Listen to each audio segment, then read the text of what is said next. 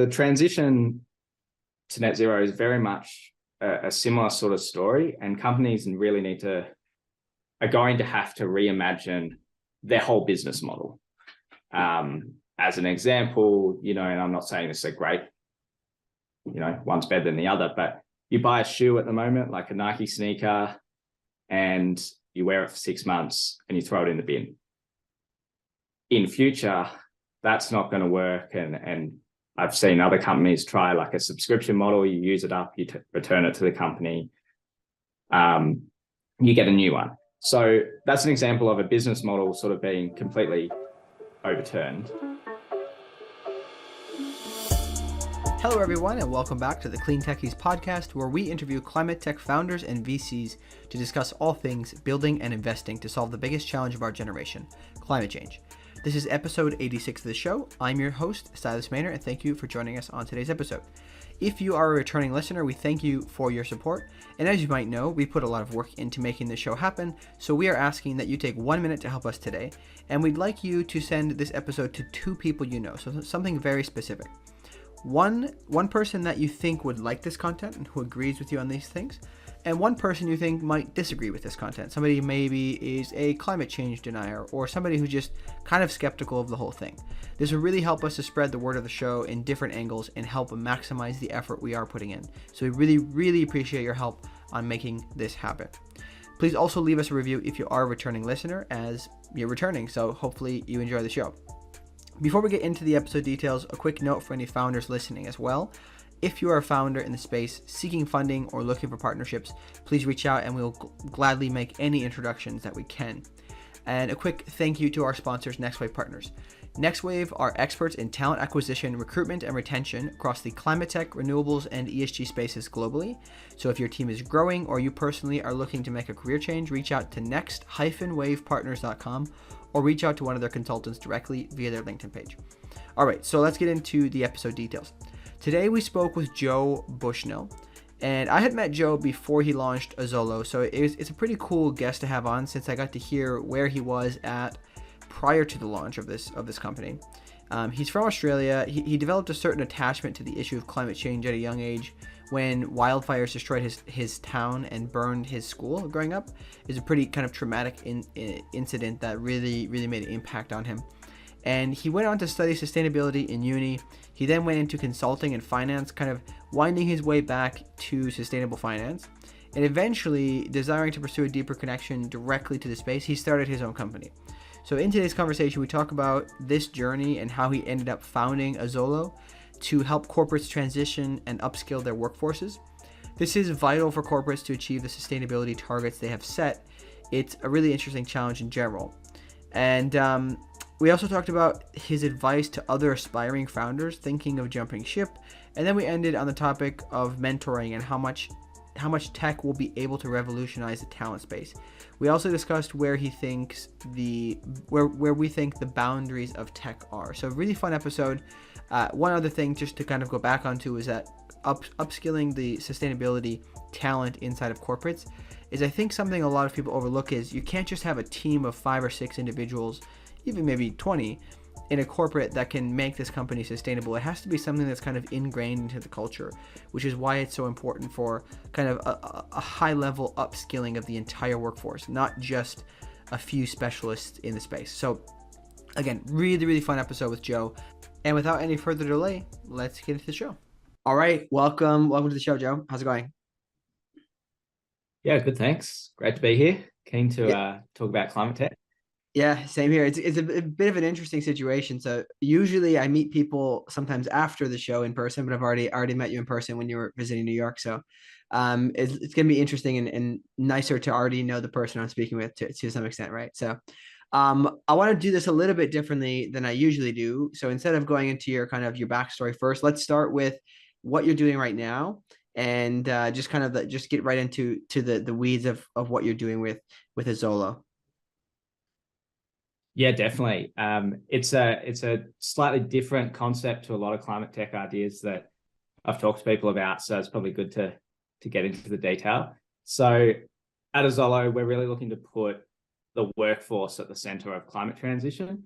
So we are a climate tech company that is building a platform, a workforce intelligence platform, to give companies visibility into how their workforce, kind of the skill needs, the gaps they might have in what their workforce can do to implement climate strategy, and really provide the sort of decision tools and analytics that companies seem to be lacking, so that they can make proper decisions and their workforce can actually execute in their day-to-day roles, not just sort of understand climate at a conceptual level, but really understand, if they're an accountant, what that does to their day-to-day, whether that's carbon accounting into their role, or, you know, if they're a product designer, how they need to change their processes and maybe understand sustainability to reframe how they design products in future. Mm-hmm. So maybe to try to just kind of summarize to see if I got this correct. So a corporate sets a sustainability target. They may not actually have the talent in-house to handle that. But even in addition to maybe hiring a team of, let's say, 3 or 4 ESG folks or sustainability folks, that actually, in order to really make the impact, has to be kind of implemented across the entire team, correct? Yeah, that's right. I think if you go back to first principles, climate transition, sustainability and net zero, they're really complex, and it's not enough anymore to just have an ESG team or a couple of specialists that sort of float around the organization and maybe help to set plans and write reports and set strategy, that sort of thing. It's really about, and if we're going to be successful, if companies are going to be successful in transforming themselves to be low carbon emitters in future, it really needs to permeate through to every role and every person within an organization. And that's where there's just a massive blocker at the moment. People don't know what to do. They don't know where to start. There's all these terms being thrown around. And companies have set all these goals, these commitments to net zero, but they haven't actually looked at how does that turn into execution. Mm-hmm. And we need to get past that, you know, to that real execution step. Mm-hmm. So who would you say are the kind of key customers then? Like what size of company works best to do this with? Yeah, realistically, large corporates, your multinationals, those sort of companies that have quite complex operations, have a lot of different teams. It's really around synthesizing a lot of different information from around an organization and bringing different teams and different skill sets together to build that sort of interdisciplinarity that is essential to a sustainable business model. Mm-hmm. And then, so maybe I'd be keen, I'm assuming, I don't know if you have the data on this yet or not, but there might be kind of a certain ROI for investing into their people this way. Can you talk about maybe the financial side of things? You know, they're going to spend money to implement this process, this training. What's the benefit to them as well, aside from achieving their targets? Yeah, it's a really good question. I think on the financial side, we're seeing a lot of movement. So companies we're speaking with a year ago might not have had any budget for training their workforce in this space. They might have a general L&D budget, but we're seeing companies now set a learning budget for their workforce for climate and sustainability. And then we're seeing also a lot of discussion around what sort of funding they need to buy new tools, invest in new software, and that sort of thing to really aid their transition. I think that's being really pushed by regulation, to be honest, regulation and reporting requirements. It is a risk management exercise at the moment. But for instance, you have in the UK, the Treasury came out with a climate transition plan document that had a whole chapter on workforce, and essentially that will become a legislated need for companies to report on how they're, taking their climate strategy and upskilling their workforce to implement it. So I think there's a lot of financial pressure from investors and government and the sort of movement we're seeing broadly to accelerate decarbonisation. Companies, it's really a cultural piece. Some companies, it's business units who are looking to invest in this. And for them, it's about addressing needs from sort of customers who are asking difficult questions or suppliers who are asking difficult questions.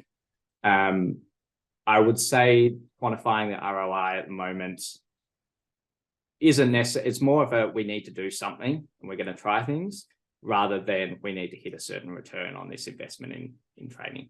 Mm-hmm. Yeah, I mean, I would assume though that there's definitely kind of negative consequences to not achieving their targets, right? Because they only have, so many years before people start saying, well, you said these targets, but it sounds like greenwashing to me, right? So I feel like there's a certain brand price if they especially if it's a direct to consumer brand that they need to maintain. I would also assume perhaps something along the talent attraction. If there's maybe it's a smaller group within a big company, but if the company is actually investing into upskilling these people, wouldn't that also help with talent attraction? Absolutely. And that's something I left off my answer just before. Something that has really struck me is the difficulty companies are having with retaining talent and hiring new talent around this question of climate and sustainability. And that's a generational shift, I think. I'm sure you're seeing it, but people want to work for companies that are transparent and clear and pushing ahead with being climate conscious, not companies that are laggards. And it's also just becoming really difficult to get good talent who have some idea around sustainability. It also, companies are really trying to build their own teams.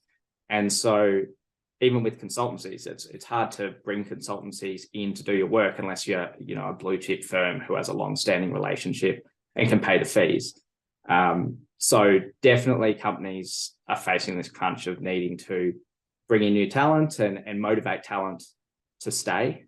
And part of it is providing clarity on what that means for their career, for their skills, and opportunities to upskill and expand their potential in this space so that they feel that their work aligns with their values. Mm-hmm. Yeah, I mean, I think we've seen, I don't know, it seems like it's just this week or at least recently, I've seen a lot more of this news around climate quitting, a new term. There's quiet quitting and there's climate quitting. And I think that it is very real. Like if I think about people in my generation, they're not interested in working in certain industries because of the kind of consequences to the environment through those things, right? So I guess I do want to go back because obviously, we've spoken off camera before, but I want to talk about why did you decide to start the company? Did you see a specific need? Were you kind of looking to do something in climate on your own and you just kind of found something that was a need, or was this something that was pretty clear to you and then you just set out to solve the problem? Yeah, I mean, hindsight's a powerful thing. In hindsight, it's very clear, but I didn't know it at the time. I've spent the last few years, I was at PwC consulting on climate strategy, helping companies buy green assets. So whether that's recycling plants or buy and build solar and wind, renewable energy farms. I was working with all these companies and really seeing a need for an acceleration in innovation. I think a lot of these large businesses are quite slow. And I got a bit frustrated with that. And I wanted to step out and really work at the cutting edge. And I thought it was a good time, basically, to get involved. And I really have always been quite purpose driven. And I wanted to add more purpose to what I was doing. So I quit. I jumped off the cliff, I suppose, without a clear idea and without quite knowing what would happen. I went through quite a bit of a process, actually, of thinking through ideas, meeting people, discussing them. I thought, surely, such a big space. There's heaps of ideas. I'll come up with something. I've got all this experience. And that proved quite hard and quite daunting. And I went through a bunch of ideas until I sort of realized, I think there's a fallacy. And if we're talking around, founders here, I think there's a fallacy that you just have this light bulb moment and come up with this idea and it's brilliant. And then you go build a company and, sell it for millions of dollars. It's not quite how it works in my experience. And the more I read up on other entrepreneurs and the like, I think it's much more of a process. And what happened was I ended up going back to first principles, and I just went out to everyone in my network and started asking them exactly what sort of problems they had. And after about 30 interviews, I realized everyone had said the exact same thing. And it was that their workforce capability was their biggest blocker to transitioning. And that really got me thinking around my own experience, which was a real difficulty with hiring people, with finding people with the right skills and motivations. And, the real struggles advising companies, communicating and engaging and really getting the scale and complexity of this problem to be well understood. So, it became quite a powerful idea after a bit of research. That seems really simple in hindsight, but yeah, it took me a bit of time to get to. Yeah, I mean, I think hindsight is 2020, obviously, but I do think that it seems very interesting. Obviously hindsight does seem very simple, but every entrepreneur I've ever spoken with on here, it seems as though there either was one or the other. They had like a very, very clear idea of what to do, or they had to go through this kind of like process of really, really trying, and it was very difficult. So I guess what would your advice be if you were to go back? Maybe you're talking to somebody right now who's thinking about jumping off the cliff. What is your advice to them before they jump off, or once they jump off? Like what is your advice to them in this space? Yeah, I mean, firstly, I was kind of fortunate enough to be able to jump off and take the time and free up that time and energy to really think through what I was doing. We obviously can't do that or do that. So definitely, if you're in a job and you're thinking about this, go out and talk to everyone you know. Not people who are your friends necessarily, but people you work with, people in the broader industry, and start to suss out their problems. I think that's really, just collect a lot of market data on what issues people are having, and then you can sort of condense that down and really think about it deeply. I think one mistake that I've seen a few people make is they think about things in their daily life. So it's maybe offsetting their personal carbon footprint, or it's recycling in the bin at home. Those sort of things aren't necessarily scalable solutions, and a lot of them have been tried. And so I think it's really finding a niche that you're interested in, but also that you get a lot of common feedback that there's a problem there, and then you can look to solve that problem. Mm-hmm.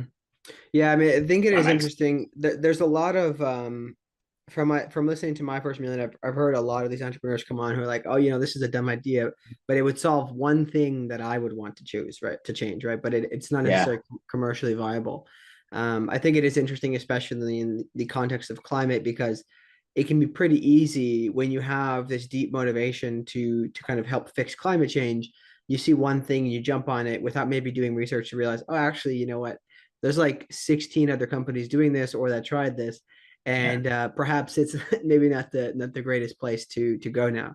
Again, maybe it is, maybe the timing's better, but definitely worth considering. I feel like this is a good spot to maybe go even further back to the beginnings of like, what was your motivation, German? Like, how did you become interested in climate at all? Yeah, I mean, it's been a really long journey, to be honest. I think my first exposure to a changing climate and what sort of impact that can have was probably when I was about 13. And our capital in Australia, Canberra, was hit by some pretty horrendous bushfires. I think it was the first instance of a fire tornado being recorded. And you just think of that concept like that's scary, right? And that's what it was like. It came a few hundred meters from my house, burnt down part of my school. And I can still sort of remember the sound, like jet engines coming over the hill as the fires sort of bore down. So back then, I think, I really had a really close encounter with nature and the impacts that we can face from it. And then over the years, I did a lot of emergency work. I worked with our volunteer emergency services. I, did some earthquake reconstruction, sort of volunteering overseas in South America. And I always had this sense of like giving back and purpose and community and all around the environment. And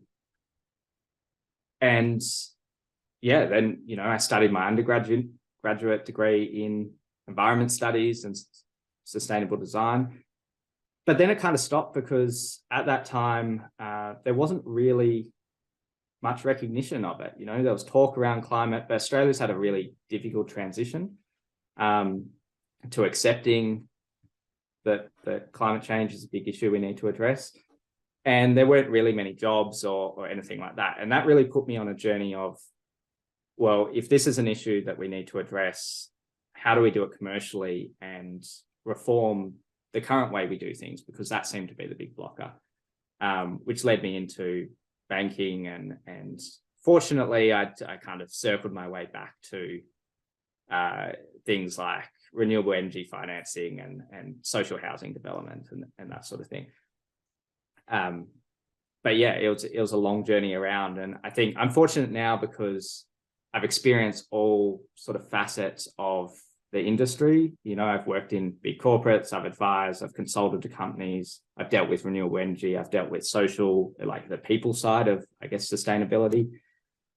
But it took a while, I think, for me to come around to the idea that I needed to really put the foot down and come up with something and really push the boundaries of how we transition. Mm-hmm. Did you feel, throughout that journey of changing probably different opportunities inside of the companies you were at, did you constantly feel kind of like a little bit unsettled where you were trying to like, hey, I need to find something, you mastered a new skill and that was exciting, but then you wanted to move on to something else? Was there any of that kind of like, I don't know, just kind of lack of feeling at peace or whatever about the work you were doing at some point? And is that what kind of led you eventually to kind of come back to what you really wanted to do? Yeah, definitely. I think I speak to a lot of entrepreneurs, and I think we all have the same sort of questioning nature. And I think for me, that definitely unsettled me. I'd always see how we were doing things in the bank that I worked at, the companies that I was speaking to were doing things, and it would be, kind of be like, why? You're looking to change this process, but you're not really looking to do it that differently, or you're looking for an answer just to put the Band-Aid on, have a simple answer, not kind of going back to first principles and really thinking about what we value here, why are we doing this, who does this impact? And it's the same as if you look at Jeff Bezos, for instance, every video is him talking about customers and his customer obsession, how Amazon is customer first and they'll win by being the best at serving the customer. And I think climate is essentially the same. A lot of organizations I was in were missing both the customer piece and this sense of who are we actually serving here, from a sort of benefit to society point of view. So that's a really powerful driver for me, I think, is really think about how do we help people, how do we make people better, which goes to sort of the workforce side of this as well. At some point, I guess it catches up with you. Mm-hmm. Yeah, I always find it quite interesting because I think that, I'm slightly obsessed with, hearing how entrepreneurs' journeys and stuff go. And it's interesting to hear that again. It seems like they either they know it right away, or maybe it's just also because we're usually listening to these stories in retrospect, which is, it seems more clear to them now. So they talk about it maybe as a succinct kind of journey, but the reality is that, they had their own insecurities along the way about like, am I in the right place, et cetera. So I think it's really interesting to open up that can a little bit.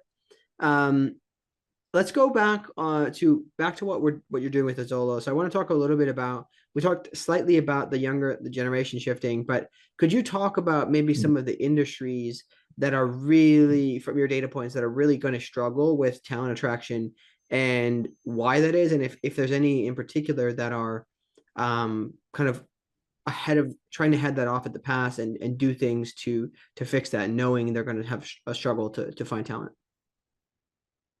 Yeah, I think in Australia, our biggest industry is mining, and mining is critical for the energy transition, especially. We mine a lot of critical minerals, things that go into, all these sort of green energy systems, your batteries, your kind of electric vehicles, all of that. But the industry has been really outspoken over the last year or so about their inability to attract younger workers who see it as a dirty industry. And that, I didn't quite see that coming, the vocalization of this. But it's a huge industry that employs, tens of thousands of people. Those heavy emitters, and we have a lot of them here in Australia, I think really have an image problem. Partly because they drag their feet, and it's the same with oil and gas, and I think banking to an extent as well. They've been very much happy to ride the wave of resources and industries that we now seen as being heavy emitters. So they're, I think, really having to think deeply around what does that mean for their workforce, and how do we communicate that we're actually at the forefront, because a lot of them are heavily investing in their transition, and heavily investing in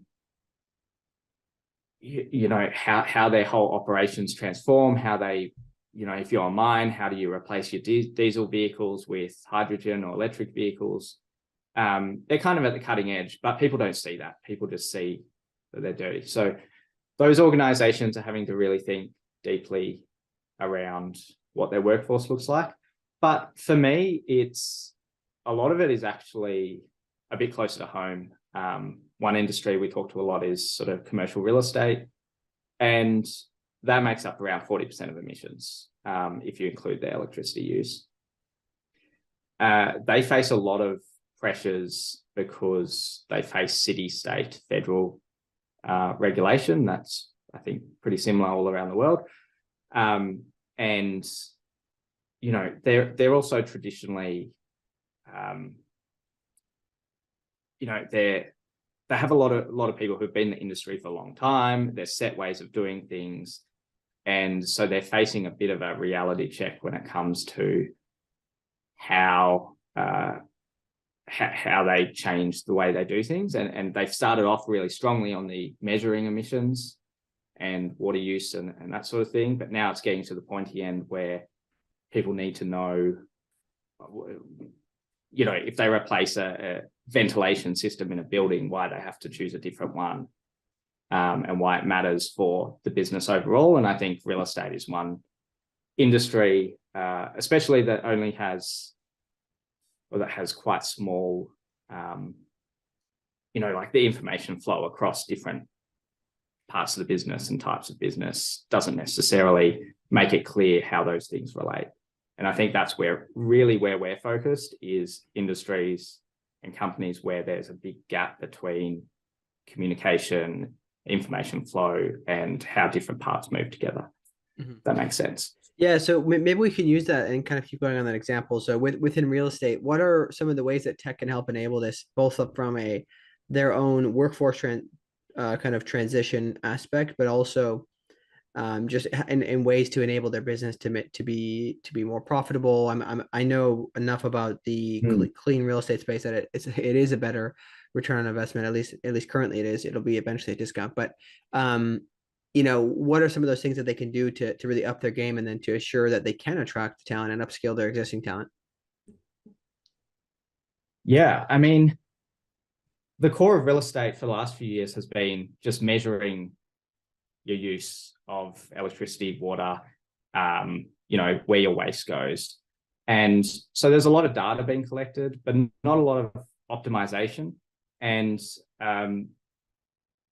the other problem is that you've got a large kind of capital stock in that all these buildings with a lot of material, they last a long time. There's a lot of carbon embodied in those materials. So when you're sort of upgrading, and we're seeing that a lot here, offices that go from, everyone wants a Class A office, or Grade A office. There's a lot of renovation going on. How does that work? How do we do that in a low carbon manner? So I think technology is really important, both from, one great example is digital twins for buildings. And most people don't see all the complexity that goes into a building, the air conditioning systems, the electric systems, the refits, the way light, I worked in this office where they put tinting on the windows so that it was more energy efficient. And so we had to bring in lamps because it was too dark inside, which kind of blows the whole thing up. So I think technology is really important because it lets you put a large scale solution in place. It lets you bring together disparate bits of information and see things on a systems level. And I think sustainability in business is really about that systems level thinking. It's being able to understand where an input comes from, how it flows through, what that means at the other end. And, most people can't do that. Most kind of think through all that information and track it in real time, whereas technology is kind of fundamental to that. Mm-hmm. Yeah. So what do you see? I mean, if you're talking to these companies to try to work with them, what is typically the big objection if they do want to make these transition? Is there a specific objection you come up against a lot, and how do you kind of work through that? I think it's just recognizing the scale of the change. It's a learning journey. Organizations, I mentioned before, are approaching this from a risk management perspective rather than an opportunity perspective. So it's things like, do we have gaps in our data collection? Are our emissions tracking down? What's the bare minimum we can do? And I think where we're starting to see a shift is going, okay, how do we become the most sustainable company in our industry? How do we rethink the way we do things to actually make this, operationalize efficiency so that we get cost savings or benefits as well as just being seen to be more sustainable. So I really think that's the kind of the change that's happening. And the pushback we get is we're doing what's required, or we've put in our data systems, we're reporting on our sustainability, that's all we need to do. Or, how does this even relate to my job or my industry? And again, that's an education piece, and we're seeing that change quite rapidly. Yeah, I mean, I can assume it's very difficult because you need to have essentially some level of understanding. I saw this within recruitment of a lot of companies. Trying to they came to me, they say, hey, we want a sustainability manager, and then they build a job description which is obviously a job for 3 people instead of 1, and they don't know this, right? And then they start getting into it, they see the candidates and they tell me, oh man, we just change our mind, we're gonna do something else. And it's like, obviously they didn't know enough to even get into it, so it's difficult. You've got the situation where it's like a chicken and egg situation. It's a great thing you mentioned about skills and job ads. And I think that's something else we haven't really talked about, but I'm sure you see it a lot, is that there's no real settled definition on what the skills are, both in what to call them, but also what we need.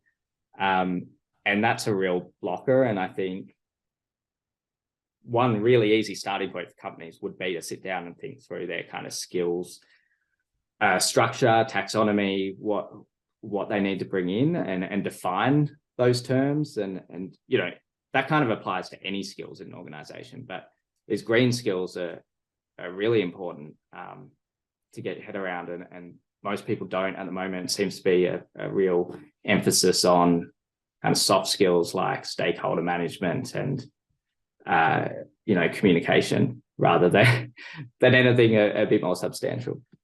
Yeah, no. I mean, it makes sense. I think that it's something I've noticed is when the company knows what they're doing, they'll ask for something very specific, right? A very, very specific type of ESG or sustainability experience. But this brings up the question, what are, if the company as a whole needs to raise the general awareness, you start working with the company, what are the first things that you can really do with them, or that they kind of implement to help educate the broader workforce, not just the people in sustainability, but the broader workforce on these terms? Like, what are those key elements?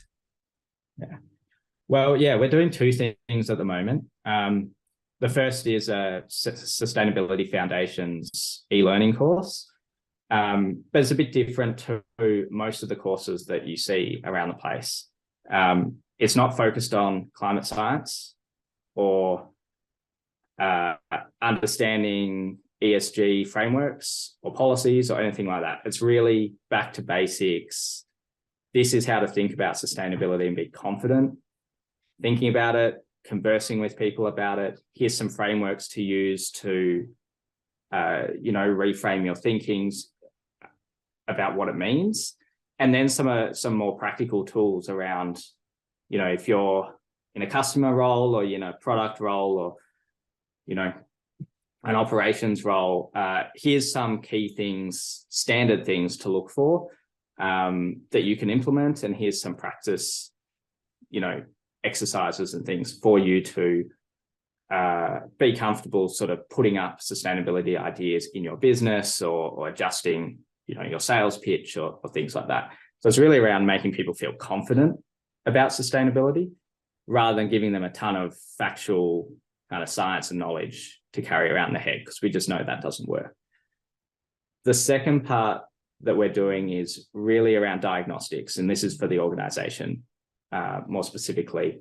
So it's surveys that give insight into how engaged the workforce is with a company's, what we call a climate value proposition, whether they feel engaged with it, whether they understand it, whether they know about it, and then how does that make them feel in their role, whether it's motivated or is it pushing them to leave.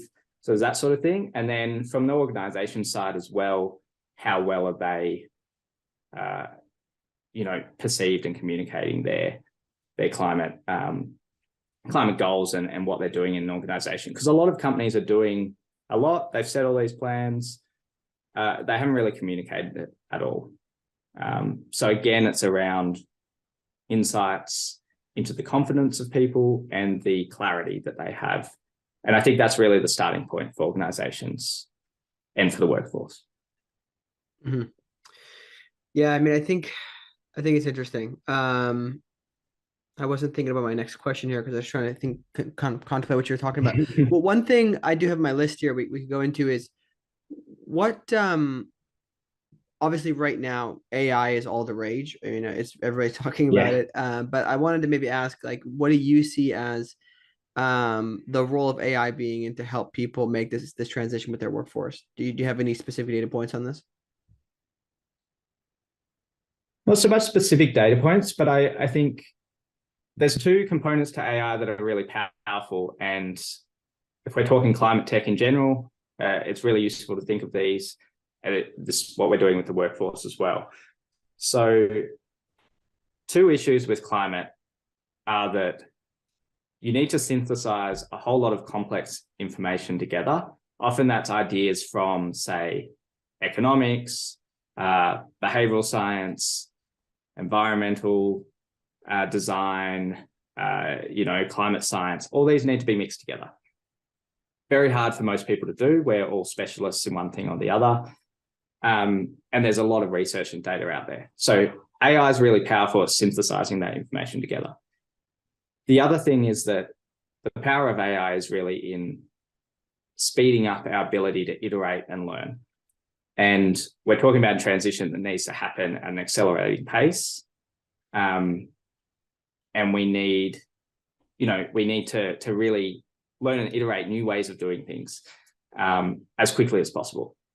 So AI, in that sense, at a high level, is really, really valuable. And I can see a use case for a whole lot of tools across pretty much all parts of business related to decarbonisation, especially. But then if you think about the workforce, it's also, we tend to hire backward looking. And, we do a lot of things, like banking is essentially backward looking as well. We look at your past behavior to see if you're going to repay something in future. Same when we hire someone, we look at your past experience and try and predict how you're going to perform in future.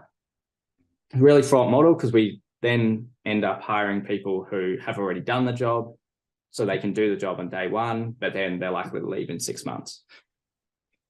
So what AI can do and what we're looking to do is really make it so you can hire for potential, so that you can give people clarity into sort of the next few years of their career or potential options, and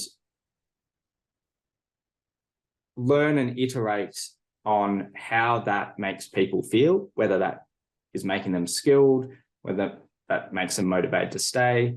And on the flip side, then that gives a company the ability to see where it has gaps, where it's not working, where the training they've put in place is failing to give people the abilities they need in their job, and therefore to really kind of speed up the learning curve around transforming their workforce.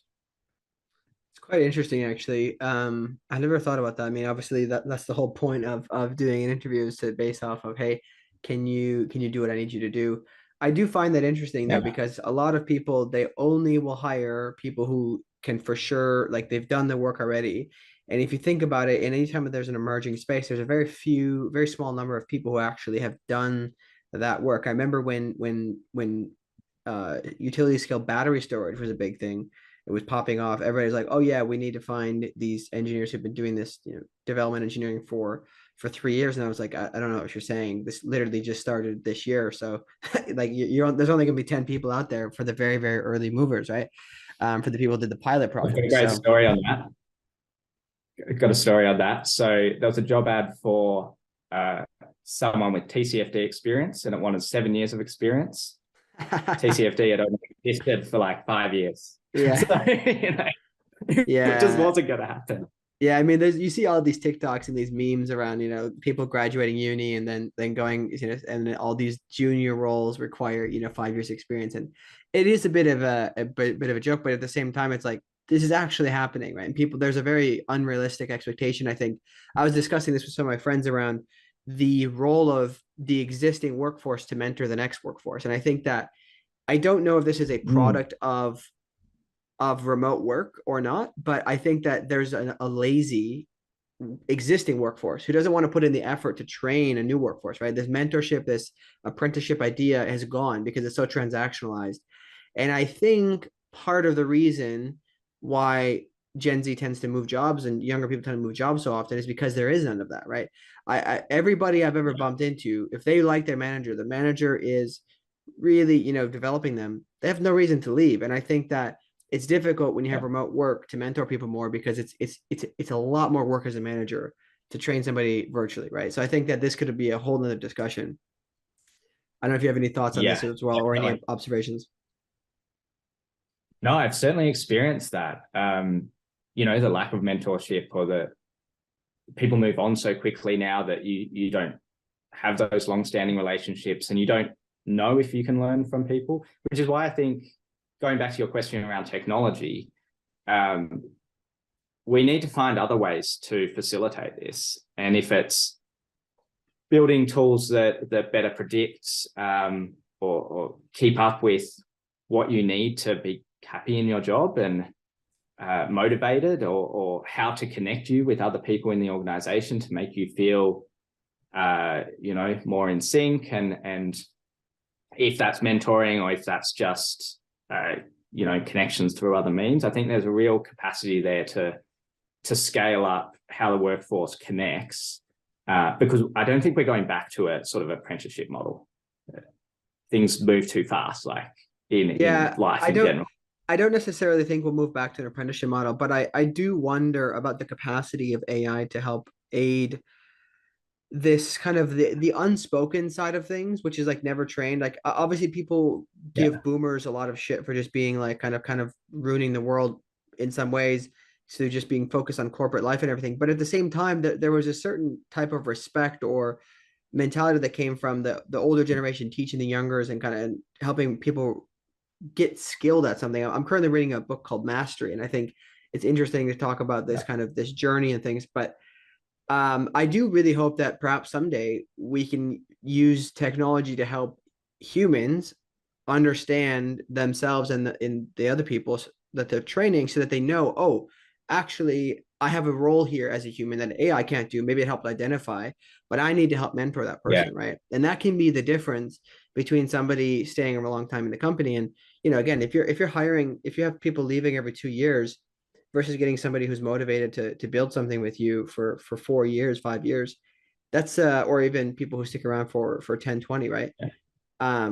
There's a lot of exponential returns to the company because that person, especially in sales, for example, right? Like, do you have those relationships and things of that nature? So there is a lot of interesting things I think we need to face. I would consider myself a technologist. I love technology in general, but I do think that it's a crutch to some extent, and humans are losing the value of what they are. Like, the value of being human is that we can understand things technology can't.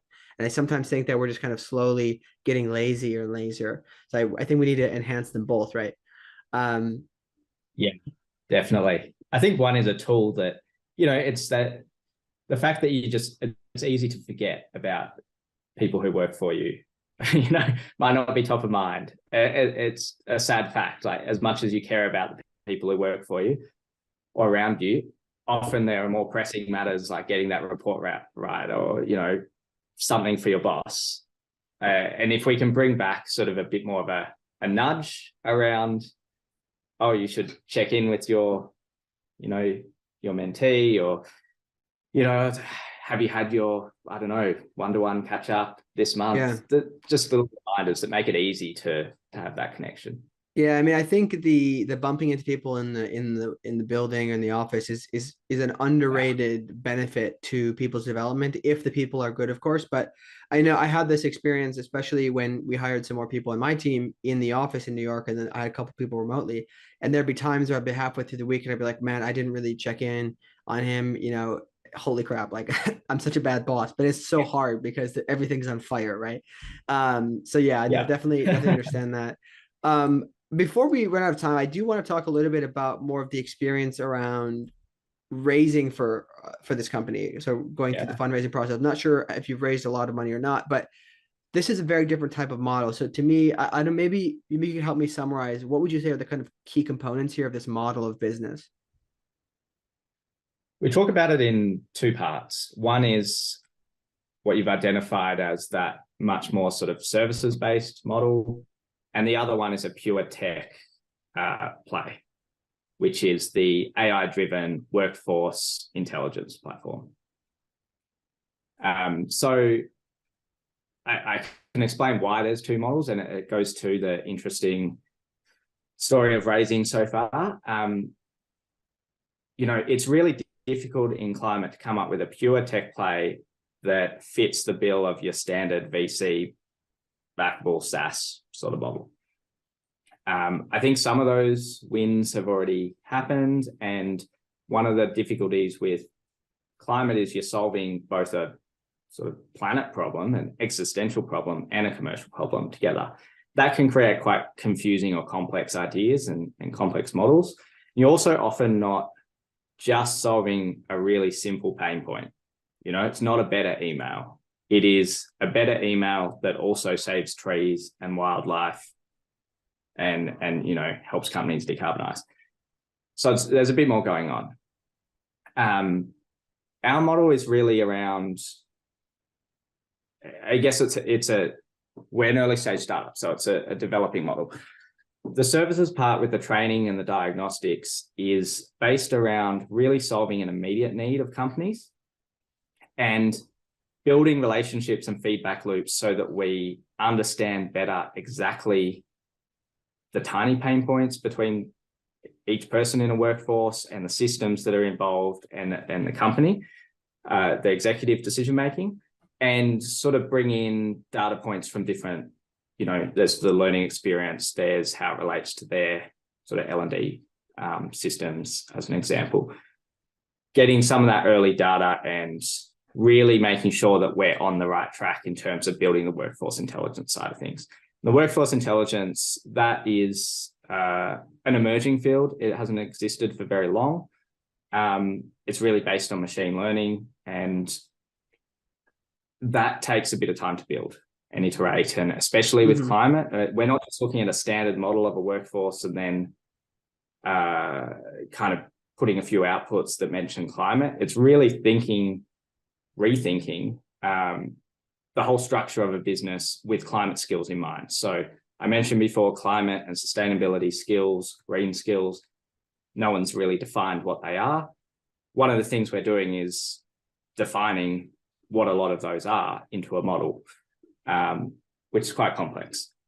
But yeah, so the first part is really around validating, building customer relationships, getting access and building some of the proprietary data models.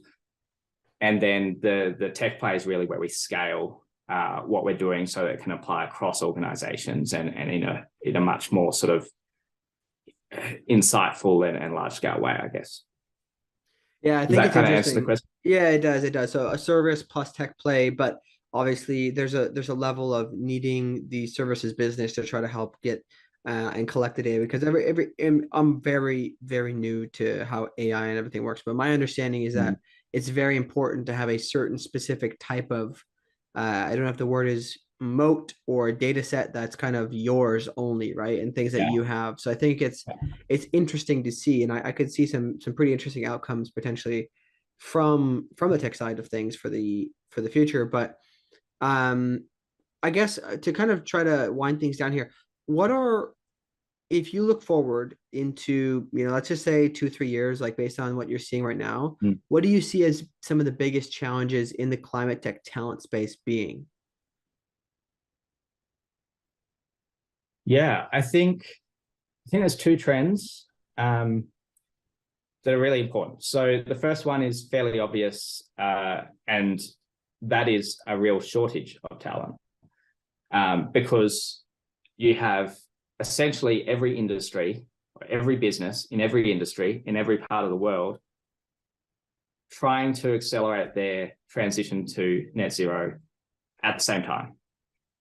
And we've historically massively underinvested in sustainability training, whether that's through university, whether that's through schools. And there is such a large transformation that needs to take place that there's not going to be enough talent available.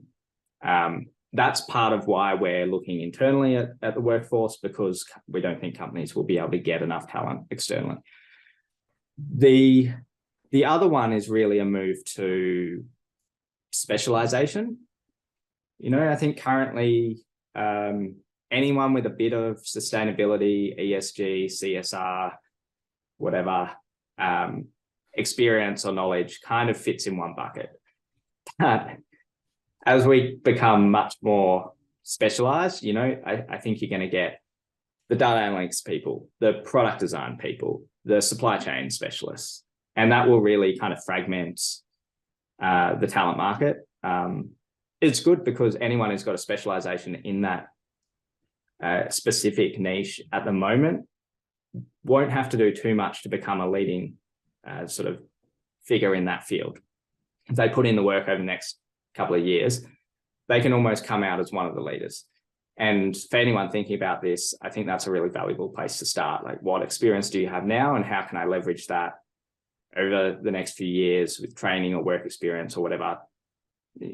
Publish your own blog. Yeah, I mean, just to interject, I think about it from this perspective. If you're somebody who studied sustainability your whole life, or has worked in sustainability your life, you don't know necessarily. Yeah, maybe you've had exposure to the ins and outs of supply chain, for example. But if you've been in supply chain and then can apply the ESG lens or the sustainability lens, that can be very, very powerful, because you actually have all that experience, right? Some of the coolest companies I've had on this show, in my opinion, have been where people have been in an industry, traditional industry, forever, and they said, you know what? Why do we do it this way? Let's change it. And then they change it with a sustainability lens, and it's just awesome. Yeah, that's exactly it. I think we're going to see such a transformation of how businesses do things that, anyone that can bring the commercial, the technical, and the sustainability lens together will just be, super in demand and super valuable. Mm-hmm. What is this is my last big question for you. What is something that to you see it coming, and you think it's pretty obvious to you, but maybe not to everybody else, that maybe 2 years from now we all look back and say, wow, that was obvious, but you believe this is coming, and you can see it already? Yeah, really good question. I think it's the upheaval to companies, and I've banged on a little bit about this already. So maybe I don't need to go into too much detail, but if you think back to the adoption of information technology into companies during the sort of late 80s, 1990s, early 2000s, there was incredible upheaval, like tens of thousands of jobs being cut at corporations in America, hundreds of millions of dollars being spent. I think it was Motorola or something, $140 million a year on workforce training, set up their own university. That's kind of all fallen away over the years, and we've all gotten used to working with technology. But the transition to net zero is very much a similar sort of story, and companies really are going to have to reimagine their whole business model. As an example, and I'm not saying this is a great, one's better than the other, but you buy a shoe at the moment, like a Nike sneaker, and you wear it for 6 months and you throw it in the bin. In future, that's not going to work. And I've seen other companies try like a subscription model. You use it up, you return it to the company, you get a new one. So that's an example of a business model sort of being completely overturned. And I think we'll see a lot more of that across every industry and within every company. And I don't think people are ready for that. I do think this is interesting. I've been banging on about this to my clients within the training side, because obviously we can help, make placements at a senior level, but when it comes down to more junior things, it doesn't make sense to pay a recruiter to do these things. But you need to have a method for training these people. It is really interesting because if you said this earlier, which was that everybody's going to be going to a sustainable kind of thing. And if every company is going to become a sustainable company, regardless of what they do, they're going to have to kind of think about sustainability. That also by nature means that you also need every single person in the workforce to be sustainably minded. Right. So that is interesting that, you can't just, that's not just a couple of seminars internally and everybody's good to go. But all right. Very, very good. Yeah. Any final thoughts or places people can reach you? This has been really great. Yeah, this has been a great discussion. Well, you can email me at joe@azollo.com. It's AZOLLO. Always available. I'm pretty active on LinkedIn too, so reach out, Joe Bushnell. Last thing I mentioned, I've talked a bit about this, but I think anyone who is really excited to work in this space and develop their skills and has some sort of general experience, but wants to know how they can sort of accelerate their career and build their brand. I've been working on synthesizing everything that I've learned over the years into a course that I'm running on Maven in March. And that's really around looking at how you rethink value in your organization, how you can build your personal climate brand, and really accelerate sort of your career if you want to work in this space. So I'd love to have more people on that course. So it's on Maven. It's called the Climate Capable Leadership Course. Very nice. Well, this has been a great conversation, Joe. I really appreciate you coming on. I love talking about talent and everything. So it's obviously what I do. So I appreciate it. Thanks so much. We'll have to have you on again in the future. Thanks, Alice. It's been great. All right, thank you guys so much for listening to today's episode. If you enjoyed it, please do share it with somebody who might find it interesting. Give us a review. It really does help grow the show, in particular on Apple Podcasts. And then definitely consider reaching out to connect with Joe and check out his website, what they're doing. If this is your first time, please, of course, subscribe and tap the bell for notifications to follow along on our journey. Quick note on our next episode. Our next episode, we will be speaking about packaging with James Malley. If you think that sounds interesting, you're definitely, if you don't think that sounds interesting, you're definitely not a nerd enough.